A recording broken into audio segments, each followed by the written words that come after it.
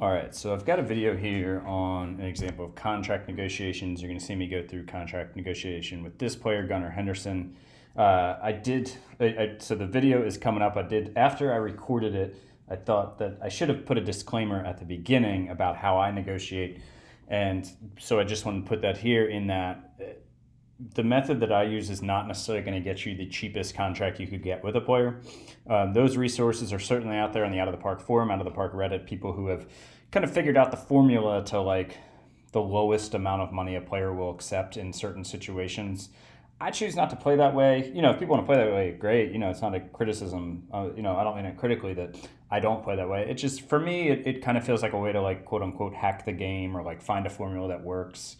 In order to keep the game as challenging as possible with how much time I play it and how much you can figure out to quote unquote hack the game just by playing it in hours. I don't abide by those kind of contract percentages that people have figured out, and I definitely end up paying more for players than I could.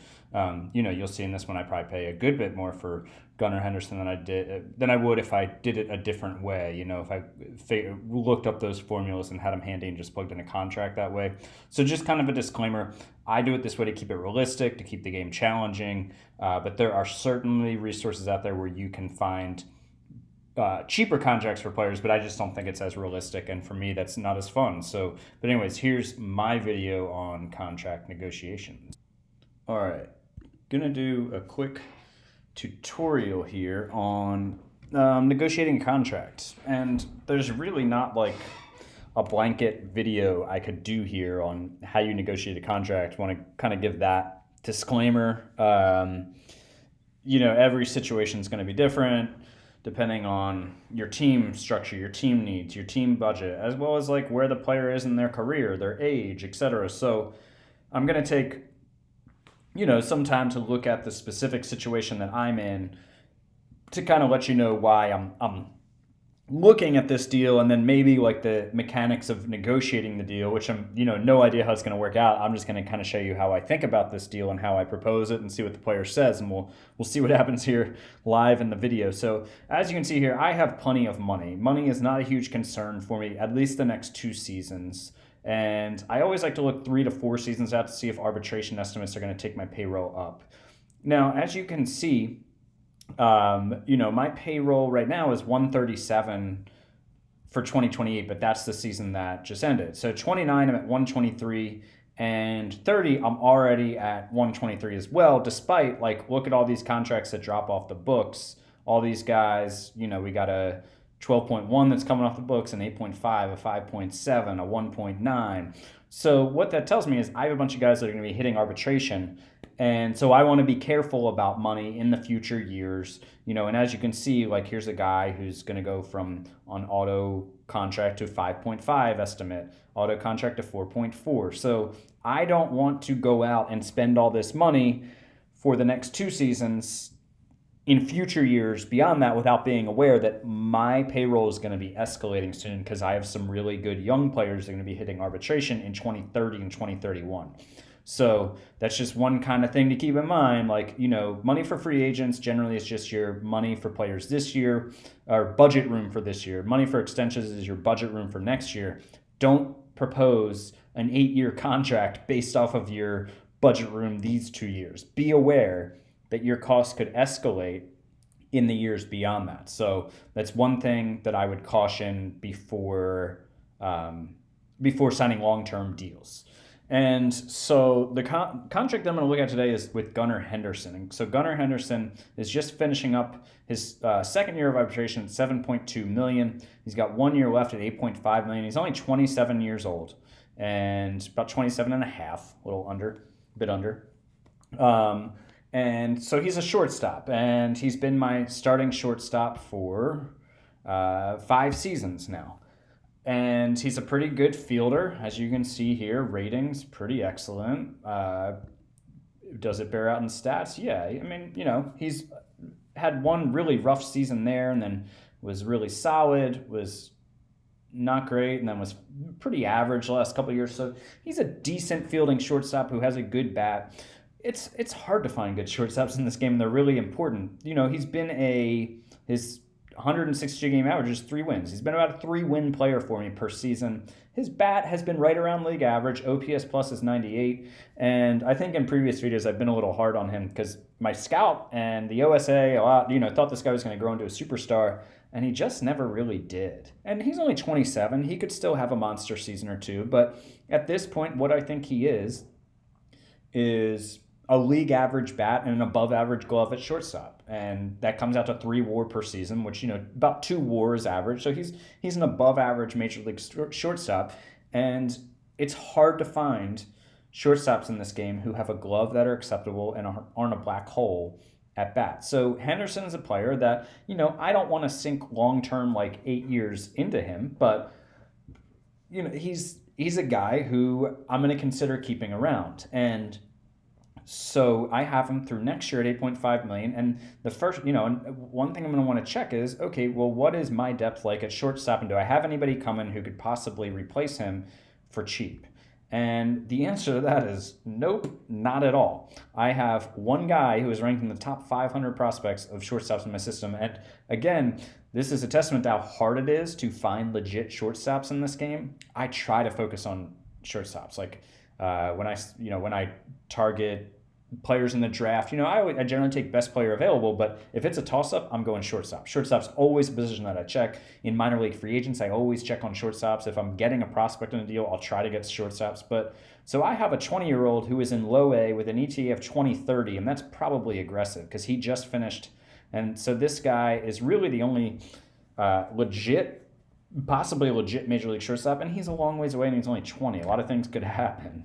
He's a 2026 fifth-round pick. So basically, if I let Henderson go after next season, I'm going to be replacing him from outside my organization.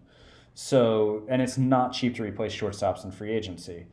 And so, what this tells me is I need to think very seriously before I let Gunnar Henderson go, because you do not want a hole at shortstop. Shortstop, center field, catcher, those are the places where you really want excellent fielders. And like I said, it can be hard to find a fielder who's good enough or even better than good enough and excellent, and also like at least adequate enough with the bat to stay on your major league team. So anyways, so that's kind of where I'm at with Henderson. That's why I want to extend him. He's got 1 year left. His arbitration estimate is $8.5 million. And so let's look at what he wants is a 6-year deal with an average annual value of $15.95 million, an opt-out after 3 years, and a team option for a buyout. So I'm not really interested in signing him for 6 years. He'd be 33 at that point. And, if he was a superstar, if he was a 5 to 6 win player, sure, all day. I'll give you 6 years. And obviously it costs more money than this. But what I'd really like to do is try to find a way where I can get him to do 3 years. I'd be willing to do a 4th year with an option year. And so he's willing to take well below his arbitration estimate if I'll give him like $17.6 million through his free agent year. So probably below what he once his arbitration is through, and arbitration is coming up for me in 21 days, in about 3 weeks. So once he signs that arbitration deal, this money's going to go up, what he's asking for. Because at that point, he's locked in on this contract. He's looking at free agency. So right now, he's just looking for this guaranteed long-term money. So I'm going to start by looking at what he wants. So $15.95 million. You want to keep that average annual salary that they want in mind, because when you shorten the years, you're still going to want to keep that ballpark in mind, even if you're not going to meet it exactly. So what I'm going to do is I'm going to see if he's willing to do a 3-year deal. Now, would a shortstop in this situation in real life take a 3-year deal? Absolutely not. But maybe Gunnar Henderson will. So the first thing I'm going to do is I'm going to give him the 8.5, which is above what he was asking for next year, which is what it was estimated he would get in arbitration. And then I'm going to guarantee this year, obviously. The next 2 years, I have a lot of money, and then my team starts to get more expensive. So what I'm going to do is hope to bring the money down in 2031, but bump it up a little in 2030 to use that extra budget room. So let's see what he says if I go $19 million, and then I bring him down to something like If I bring him down to 15.5, he's then at $14.3 million value, but 3 years shorter than he wanted. So I'm like $1.5 million under and 3 years under. So I'm going to actually bump him up this year to like 9 million, and now he's at 14.5. And let's go 15.75. No, actually, let's see. Let's get his reaction first. Before I'm getting ahead of myself probably here. Let's keep this at 15.5, and let's actually keep this at his 8.5, and just see what he says. If I say, hey, here's 3 years at 14.3 million, he's probably going to say, hell no. What the risk you run is he might say, nope, I want 6 or 7 years. Oh, and you're willing to do 19 million in this 1 year? Cool, that's my new ask. So that's the risk you run here.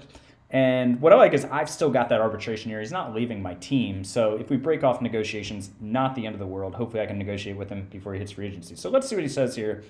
He wants 6 years, 15.9 million. Let's see what he says if I offer him 3 years, 14.3 million. What do you say, Gunnar?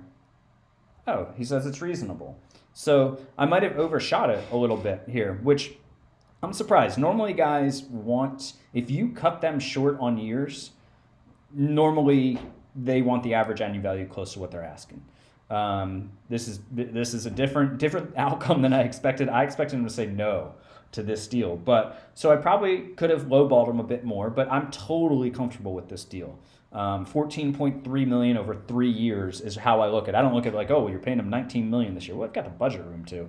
And so, 14.3 million per year with 2 of the 3 being free agent years for a guy who's a 2.5 to 3 win player for me, I'll take that all day. So I'm going to submit that. 3 years, $43 million extension for Gunnar Henderson. I think he's probably going to accept that. But anyways, that's kind of how I think through what I can afford, who I need to extend, and then that's a little bit of working through a deal on Gunnar Henderson. So yeah, that's all for this one.